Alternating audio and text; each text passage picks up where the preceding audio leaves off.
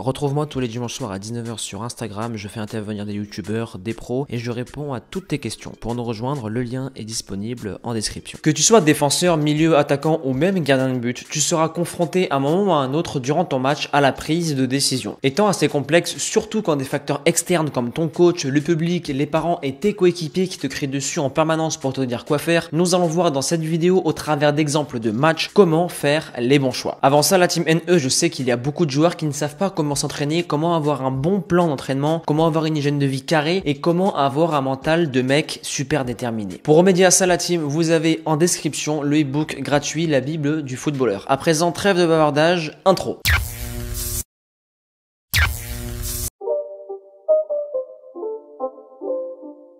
Les entraîneurs répètent sans arrêt à leurs joueurs qu'ils font les mauvais choix, mais pas l'inverse. Le bon choix, la team, c'est celui qui répond parfaitement au jeu et qui déstabilise stratégiquement l'équipe adverse. Par exemple, dans cette situation, le joueur peut soit la jouer sur son 6 ou sur son ailier. Dans les deux cas, on peut dire que c'est un bon choix car le ballon ne sera pas perdu par le joueur. Mais stratégiquement parlant, le meilleur est de trouver le 6 entre les lignes pour déstabiliser le bloc adverse. Et ça peut être exactement la même chose pour un attaquant qui la joue solo ou un gardien qui sort alors qu'il devait rester dans son but. Maintenant, comment s'y prendre, comment faire les bons choix quand on est dans le feu de l'action?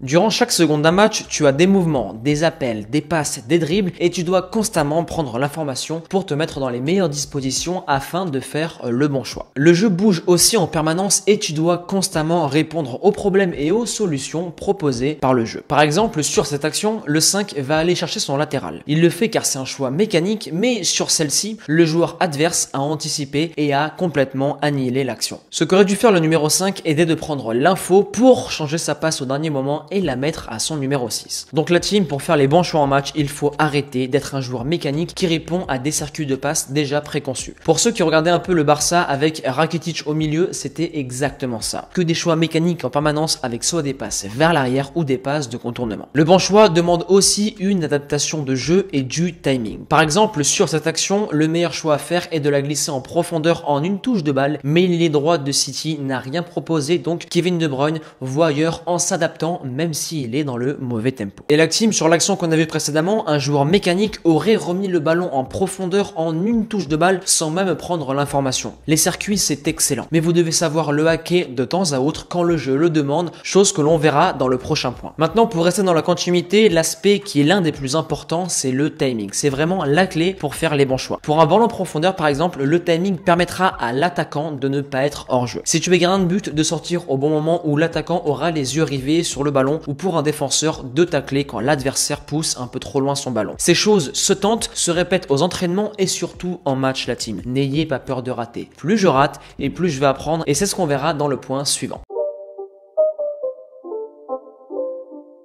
La différence entre un joueur moyen et un très bon joueur sur cette action est que le très bon verra toutes les opportunités qui lui sont proposées et choisira la meilleure au bon moment. En général, par ses déplacements et ses choix, le bon joueur pourra lui-même créer le bon choix. Par contre, le joueur moyen va soit porter trop longtemps son ballon, soit donner un bon ballon mais au mauvais moment, ou soit se tromper dans son choix et carrément perdre son ballon. Une autre chose pour repérer les bons choix à faire sur un terrain avec et sans ballon, c'est d'aller dans l'espace libre. Le fait de dézoner peut être une très bonne chose quand c'est dans la continuité du jeu, et sur cette action, De Bruyne s'insère dans l'espace libre pour casser la ligne adverse et proposer le meilleur choix possible à son coéquipier. Donc pour optimiser ce que j'appelle la vision laser, et que dans un premier temps, vous devez regarder des matchs. Quand je dis regarder, c'est analyser le joueur qui occupe votre poste, regarder ses appels, comment il prend l'info, quelle décision il prend dans telle et telle situation. Si tu es milieu relayeur par exemple, regarde Kevin De Bruyne, qui est le meilleur à ce poste actuellement. Pour un latéral moderne, tu as Davis ou encore Jordi Alba. Pour un gardien, je te conseillerais Ter Stegen, Oblak. En défense, Sergio Ramos qui est vraiment très fort à ce poste, et en attaque, Suarez, Lewandowski ou encore Kabenove. Oui. Et tu verras qu'avec cette première étape, tu vas enregistrer plein d'informations dans ton subconscient et en match, ça reviendra instinctivement. La deuxième chose qui paraît anodine, ce sont les sockers, les conservations de balles en séance et les matchs. Maintenant, pour tous les joueurs qui font en permanence les mauvais choix par manque de confiance en eux, sachez que l'action balaye le doute et cela passera obligatoirement par des ballons perdus et des échecs, car vouloir faire les meilleurs choix possibles en match